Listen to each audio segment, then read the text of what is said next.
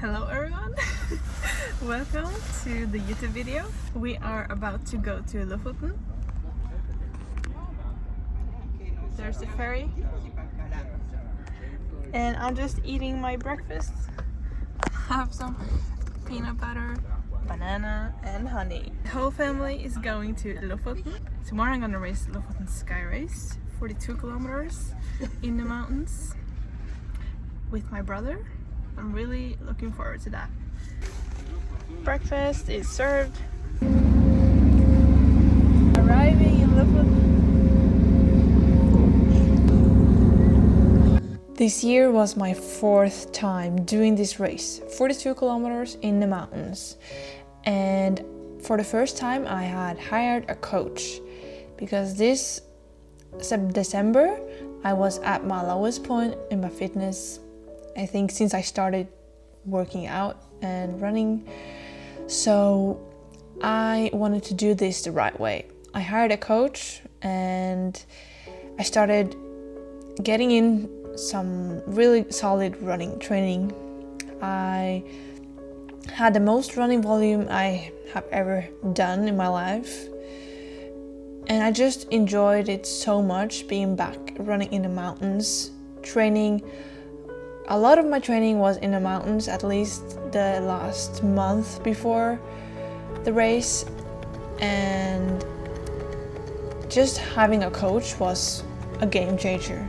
So going into this race, I felt the most confident I had ever been into a race, and it was a really good feeling to feel like you had done everything you could in order to prepare. And yeah, I was just ready to go all in. Kom igjen, ordentlig.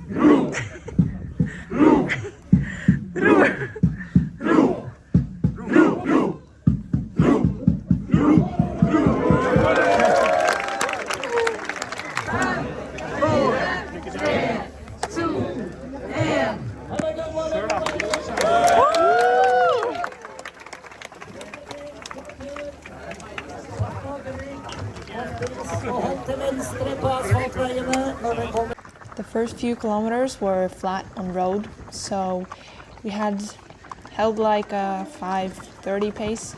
Felt pretty solid.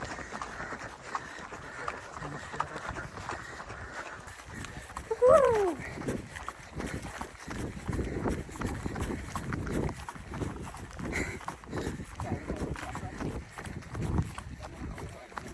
Yeah! Yeah! Best view ever. This is amazing. At this point in the race, we had just climbed a pretty solid climb, and we were on this flat section. Felt good.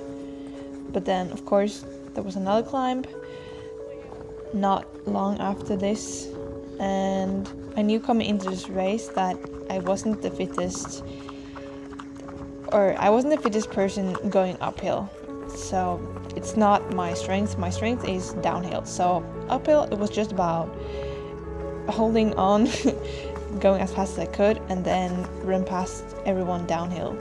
And that's exactly how it went. I was struggling uphill, everyone passes me, then I fly past everyone downhill, and then it was just this constant battle between me and the same people.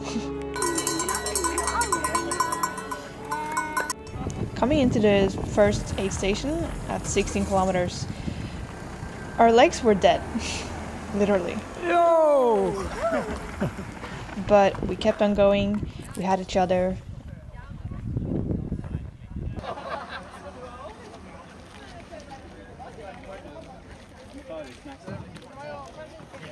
As we left this aid station and started climbing again, I started to feel really dizzy, and it was a really scary feeling. I had never felt like this before, so we had to stop more than I wanted to, and I feared the worst. I thought the race might be over now, but we had breaks and sipped on some more water and electrolytes, and suddenly started feeling good again, and we picked up the pace.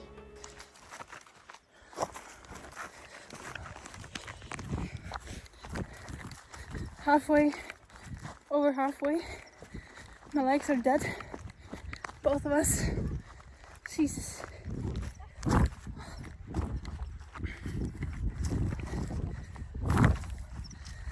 It's tough out here.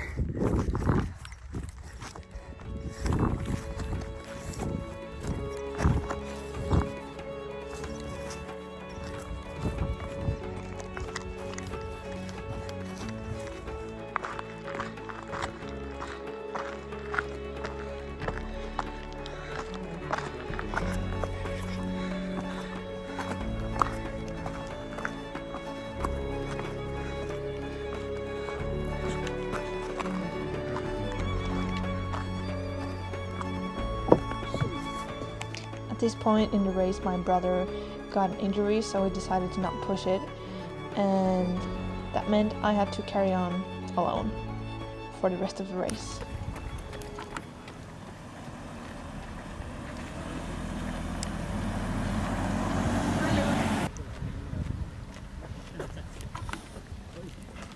I'm 35 kilometers in, and my stomach is not cooperating, so it's just pain and like a bit of nausea as well. Man, I'm really feeling it. As we were climbing up this last mountain, the final climb, I was really struggling. I didn't eat anything. The only thing I could get in me was water, because if I ate, it just made this pain in my stomach so much worse. So I was really going up there on no calories, and it was just a constant battle on the way up.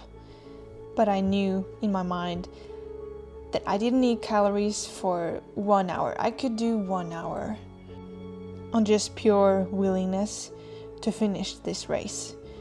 I had trained so much for this race, and it meant really much for me, because at the start of this year I was at this low point, and I had worked so hard to get myself back up at this point.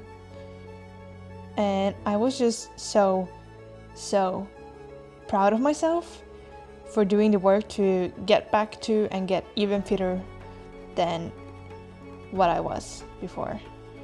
And in every race, no matter how much you prepare, no matter how fit you are, there's always going to be something that doesn't go to plan. But the important thing is, what do you do when things don't go as you planned? You could have done all the right things, all the right training, the right nutrition, but then something could go wrong. But the important part is, how do you respond to that? Do you just quit, or do you stay in a fight? Do you keep going, keep fighting, and refuse to quit? And I chose to refuse to quit, because we are so much more capable than what we give ourselves credit for.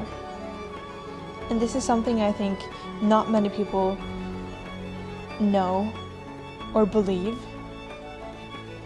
Too many people doubt themselves. They don't believe they can achieve X, Y, and Z. They don't have self-belief. But the part they're missing is they don't have the evidence that say that they can do hard things, because they never push themselves. They always give in to the negative voices in their head that tells them to stop, to slow down, that you're not enough. But real confidence comes from conquering those voices and refusing to quit. Over the last few years, I have done some races, some trail races, some ultras, and I have really developed discipline and the ability to push through when things get hard. And my mindset has shifted. I feel much more stronger mentally now than what I did 2 years ago. But that doesn't mean that it's so easy to do these trail races. It doesn't mean that I'm this robot, that I don't have a hard time out there. It's just that I have pushed my body beyond what I thought I could before. And that way, I have the evidence that I can do hard things, that I can overcome challenges. And that evidence gives me self-belief that I can do this again, because I have done this before. So no matter how I'm feeling right now, no matter how tough it is, I can do this because I have pushed through it before. And I can do hard things. You know, I think it's incredible how much our bodies can tolerate, how far we can push our bodies if we just work on our mind. Because our mind is usually what quits first. It's not our bodies, it's our mind telling us to stop, to quit, to slow down. This is too much, this is too hard, I can't do this. And I think through putting in the work consistently and not giving up when things get hard really helps you build the evidence that you can do hard things. You want to run your first ever 10K? Well, you have to put in the work to earn that confidence. You want to do 100 miles? Yeah, you're gonna have to do a lot of work to be able to even believe that it's possible. But whatever you want to do, I think anything is possible if you just put in the hard work.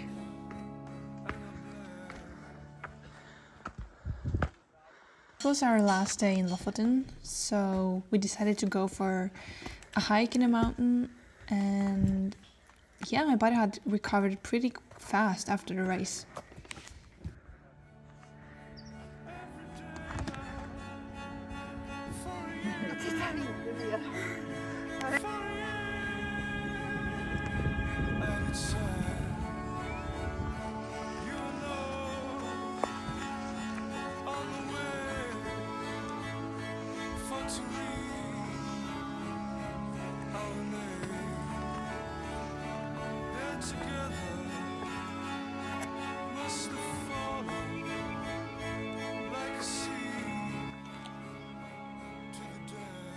A bit, of course, but we're excellent climbers.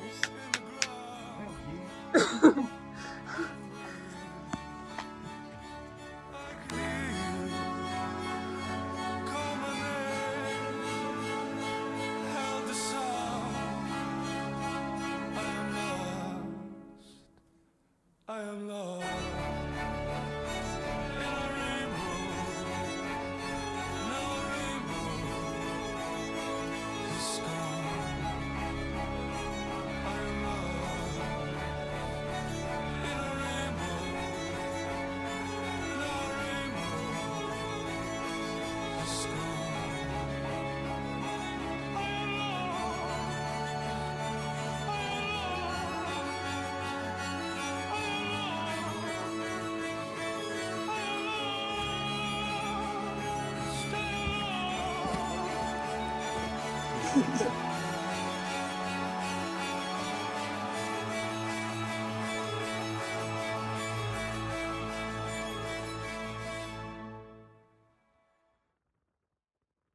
Guys, so we're just waiting for the ferry to arrive, so it's gonna be here in like 2 hours, 1.5, and yeah, then we go back home. That's it for this video. I hope you enjoyed it. I've had an amazing time here in Lofoten, like always. It's my favorite place in the world, so stoked to be here and Sadly, we're leaving now.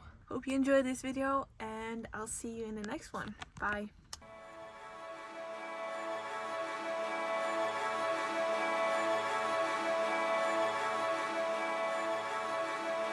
If you're still watching, I want you to know that I believe you can do anything you want if you just believe you can do it and you put in the right work to get there. Nothing is impossible because you're capable of more.